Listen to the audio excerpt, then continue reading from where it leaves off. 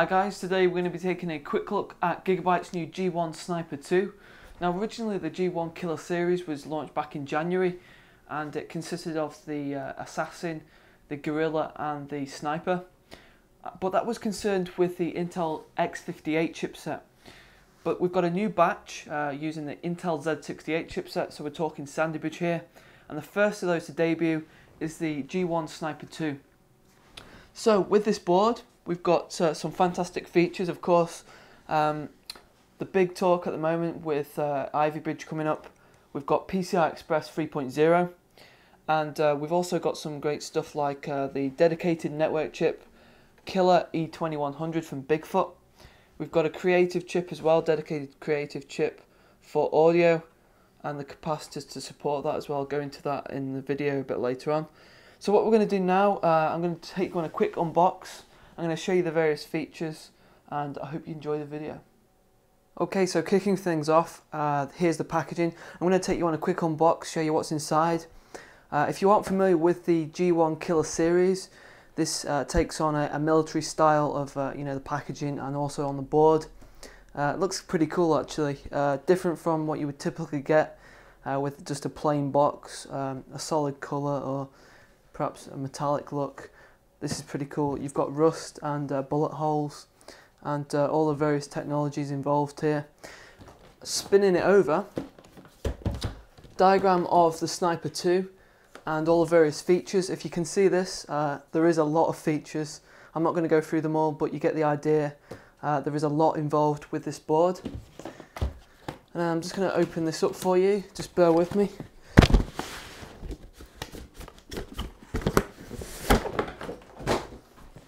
And we've got another box, and then opening that up we've got another box, and this has got the actual board inside. You can see there in a little window so you can see it. We'll take a look at the board after. Included we've got the G1 Killer stickers. I'm not sure what age group this is aimed at, but those are included. We've got the poster as well. I'll just show you this. And on the other side, so that's pretty funky. And then at the very bottom we've got another box, and this has got our accessories kit inside. You can see there, for the documentation we've got the user manual, which is the thicker booklet there, multilingual installation guidebook. We've got the Intel Smart Response Technology Installation Guide and the driver CD. That's obviously got some of the software packages that are included, the suites. And then we've got this this cool little front panel, which is going to be used for on your case. This gives you access to USB 3. So you've got two USB 3 ports. You've got eSATA and then a USB 2 and then a quick boost button. And you can see that this is totally different from what you would typically get with another motherboard. It's premium quality, it's a lot better than what you would get, and really nice feature, I like that. You've got the screws as well to install it inside your case. We've got the Gigabyte badge for your case as well. And then we've got SLI bridge, because obviously we've got the ability for that on there, SLI, NVIDIA SLI. We've got the Serial ATA cables, we've got 4 of those which are 6G capable, and then we've got the input-output shield, which is black. So with that over, now we're going to take a look at the actual motherboard and show you the various features. So here it is. This is a G1 Sniper 2, and you can see it's got a black PCB. Gigabyte originally, when they launched the Sandy Bridge series back in January, they completely revamped their colour scheme. They moved away from the traditional colours, which were blue, and they've gone for this black overall look. The only difference with the G1 series, we've got the green accents on the PCI Express and also on the memory slots as well.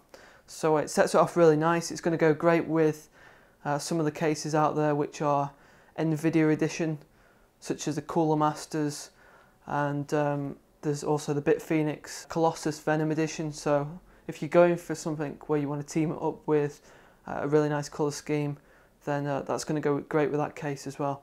Anyway, the heat sinks you can see are very extensive, they're beefy and very capable. We've even got a magazine clip here, carrying on that military style. So that's just an overview of the actual motherboard. So we'll take you on a close-up tour now of all the components. Okay, starting at the CPU socket there, we've got the heatsink design, which is being revamped on the G1 series. And you can see we've got the lighting system there, and this is going to glow green when we power it up. You can see it's hardwired directly into the PCB. And we've got further heat sinks covering the MOSFETs and a 12-phase power design.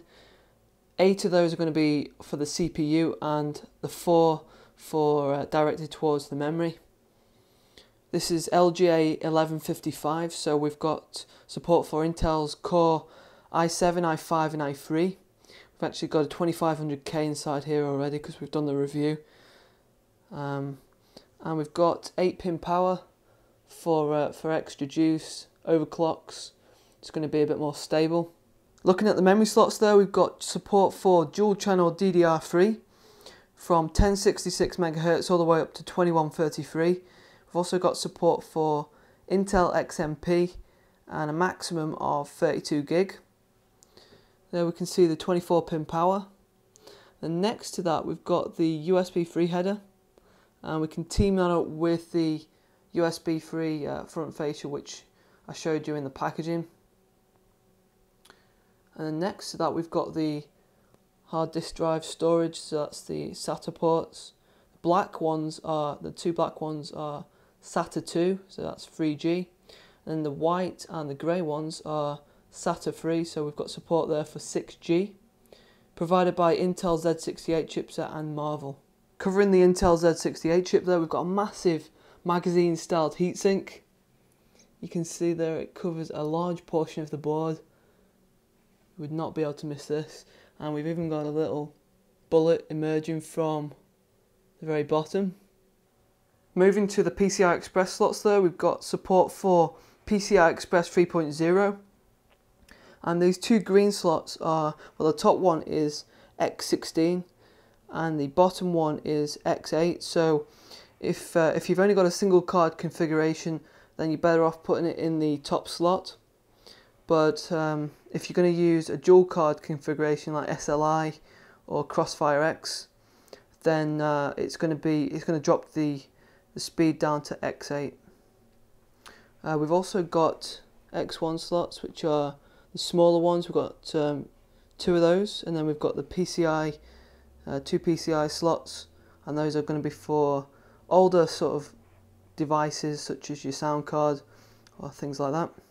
One of the big selling points about the G1 Sniper 2 is the fact that it's got this dedicated creative chip. This is for the audio. This is the Creative 20K2. And a lot of boards have creative audio, but they're only provided by a Realtek chip and then given a codec. So this is a lot better. It's got a dedicated chip there. And then next to that we've got these solid caps which are supporting that chip. Pardon the pronunciation, these are Nick Icon solid caps. These are polarized. These are a lot more durable than you would typically get. Going to offer better audio performance and better sound resolution. Over on the other side there we've got the dedicated network chip. This is the Killer E2100, so this is a dedicated network processor.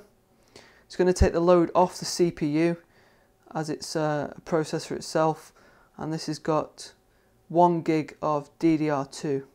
And then finally onto the input-output panel on the G1 Sniper 2. We've got the USB 2 ports, PS2 keyboard and mouse, an overclock button which we can press and that will pre-overclock. We've got the HDMI port. Now with the Intel Z68 we've got onboard graphics. So with this port, when we've got the drivers installed, we can get a maximum resolution of 1920 by 1200. And then moving along, we've got eSATA USB 3 ports, more USB 2. We've got some combo ports as well with USB 2 and eSATA. We've got the RJ45 for gigabit LAN, and then we've got the audio and the optical SPDIF. Right guys, well that concludes our video today. Hope you've enjoyed what you've seen. This has of course only been a quick overview of the G1 Sniper 2 because we've got a full written review on Vortex.net, and over there we've got the full gaming benchmarks, the synthetic tests, and of course the overclock. We managed to get 4.8 GHz out of the 2500K here, which is a good overclock. And in general, it's just a really good performer, the G1 Sniper 2. Against the big boys over at MSI and Asus, it really did hold to its own. So I'd recommend you go over to Vortex.net and read that full review, and it'll give you a good idea of what this board is about. So guys, thanks for watching, appreciate your support. If you've got any comments, I'd love to hear what you've got to say. Drop them in the box below, and stay tuned because we've got some real great stuff coming up soon.